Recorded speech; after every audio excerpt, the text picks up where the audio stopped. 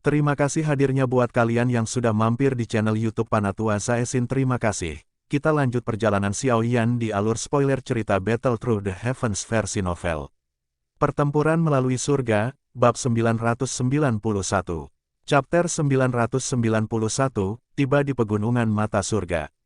Dekat tanaman hijau pinggiran kota di ujung pegunungan, sesosok kurus perlahan berjalan keluar dari hutan yang redup. Menyusul munculnya sosok ini, rasa busuk dan berdarah perlahan keluar. Binatang ajaib yang mengendus bau darah ini dalam radius 5 km buru-buru mundur, tampak seolah-olah mereka mengalami syok. Berjalan melalui pegunungan ini telah menghabiskan hampir 20 hari waktu Xiao Yan. Dia juga berkemah di alam pembohong selama 20 hari. Meski tergolong tangguh, hutan yang luas ini memang tempat yang bagus untuk mengasah seseorang. Saat ini, penampilan Xiao Yan agak tenggelam dengan darah dari berbagai magical beast yang berserakan di pakaian dan rambutnya. Dia tampak seperti orang barbar. Perasaan berbahaya sebelumnya tentang dia pada dasarnya telah menghilang pada saat ini. Namun, ketika matanya yang hitam pekat terangkat, orang yang sensitif akan dapat merasakan bahwa perasaan bahaya tidak benar-benar hilang. Sebaliknya, itu tersembunyi di dalam tulang Xiao Yan.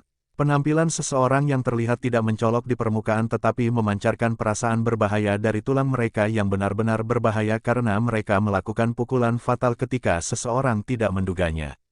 Xiao Yan berdiri di tepi pegunungan dan melihat ke jalan besar di bawah puncak gunung. Setelah melihat kerumunan orang yang berisik datang dan pergi di jalan, Xiao Yan tanpa sadar merasa mual. Pelatihan memang hal yang sepi dan membosankan. Jika seseorang ingin menjadi ahli yang dihormati oleh orang lain, kerja keras yang harus dilakukan dan kesetaraan yang harus ditanggung seseorang adalah sesuatu yang sulit dibayangkan oleh orang biasa. Logika ini adalah sesuatu yang dipahami Xiao Yan sejak dia meninggalkan kota Wutan saat itu.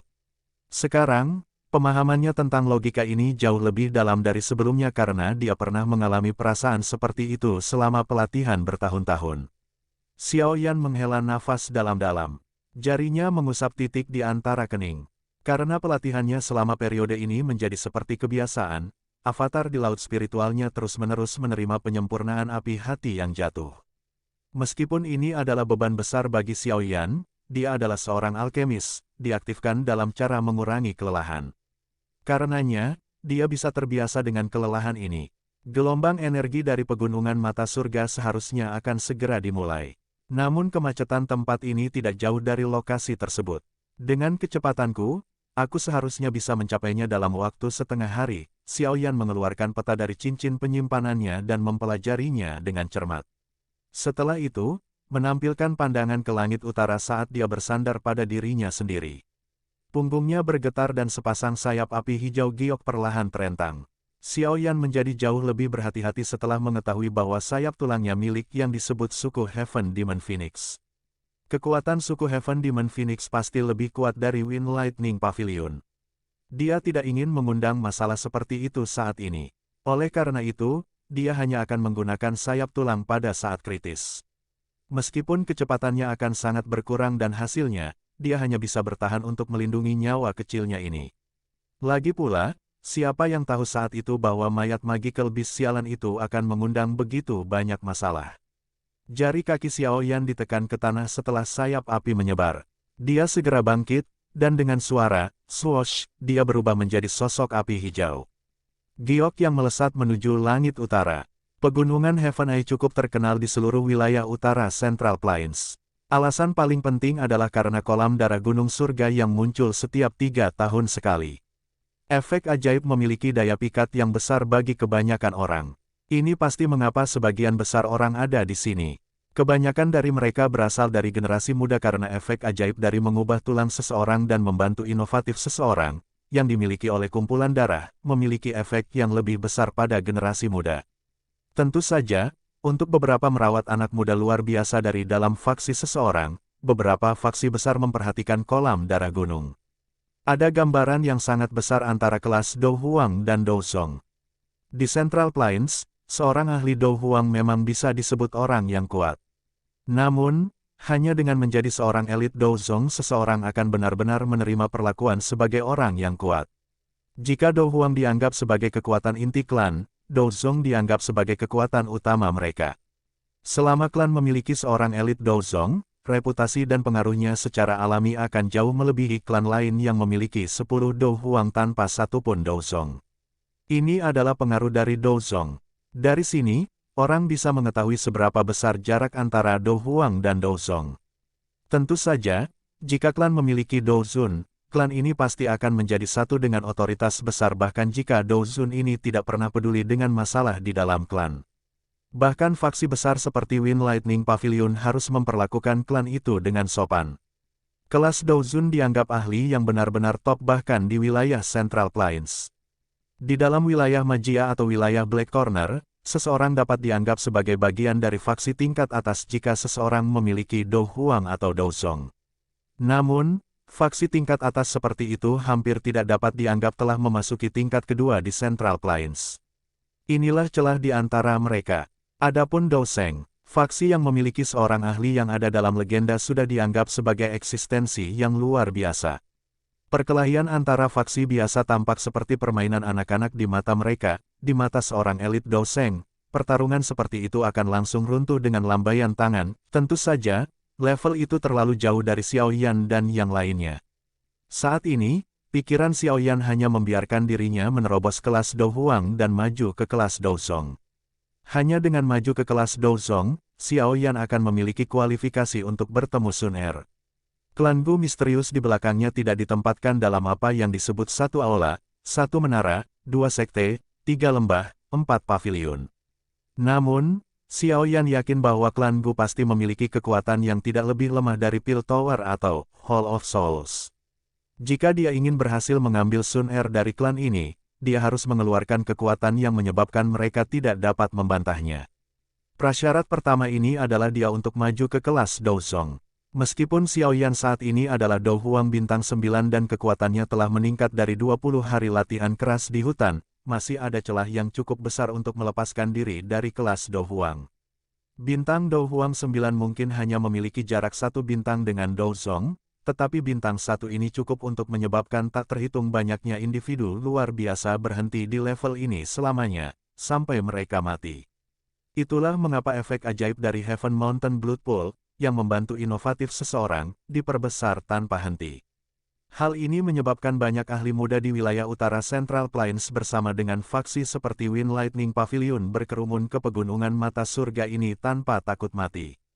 Semua yang kejar mereka adalah salah satu dari 10 nama. Berbicara secara logistik, kolam darah gunung surga yang begitu berharga seharusnya menarik banyak faksi yang kuat untuk memilikinya. Namun, tidak ada satupun faksi yang berhasil menduduki bahkan sampai hari ini. Bahkan faksi seperti Wind Lightning Pavilion tidak memiliki kemampuan untuk melakukannya meskipun memiliki pemikiran seperti itu. Bagaimanapun, kolam darah gunung surga ini memiliki makna yang terlalu besar. Seseorang akan menjadi energi umum jika seseorang menempatinya sendiri. Selain itu, Wind Lightning Pavilion bukannya tanpa musuh. Keempat pavilion itu tidak saling menghadap. Semuanya ingin menekan yang lain. Secara alami, tidak mungkin bagi mereka untuk hanya menonton kolam yang hanya ditempati oleh satu pihak. Oleh karena itu, kolam darah gunung surga tetap tanpa pemilik karena mempengaruhi banyak faksi. Tentu saja, jika seseorang benar-benar berbicara tentang pemiliknya, binatang ajaib asli di pegunungan mata surga hampir tidak bisa dianggap sebagai pemilik. Sayangnya, manusia tidak mau menyerah karena ini. Daya pikat kolam darah gunung surga sudah cukup untuk menyebabkan manusia menerkam ke depan tanpa takut mati. Xiao Yan terus melakukan perjalanan tanpa istirahat selama 5 jam sebelum pegunungan yang sangat besar, tertutup kabut tebal, perlahan-lahan muncul dalam penglihatannya.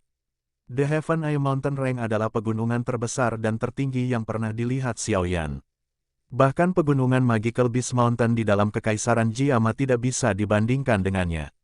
Kabut tebal menutupi sebagian besar pegunungan, menyebabkan seseorang sulit melihat apa yang ada di sana. Selain itu, kabut sepertinya mengandung energi yang sangat kuat. Bahkan Xiao Yan tanpa sadar merasakan hatinya menjadi khawatir di bawah energi dalam jumlah besar ini.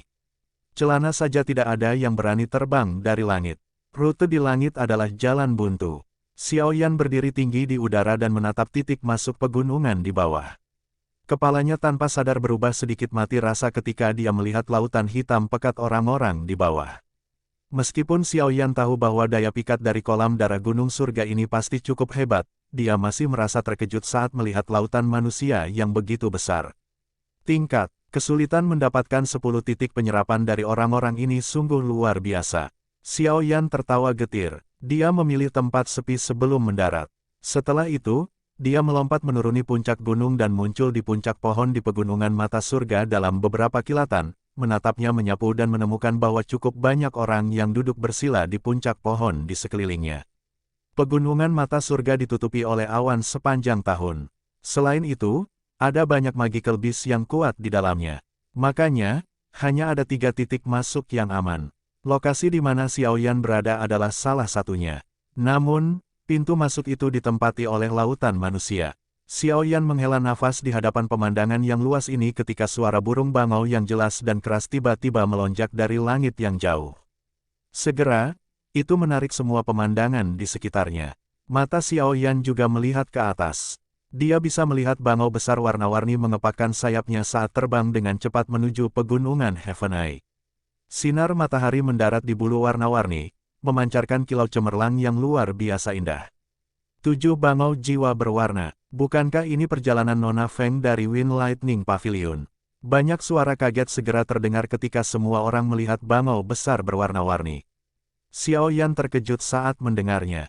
Dia segera mengerutkan keningnya. Itu adalah Wind Lightning Pavilion lagi, silakan kunjungi. Cerita bersambung. Panatua Zaisin akan melanjutkan perjalanan alur cerita Xiaoyan di video selanjutnya. Terima kasih.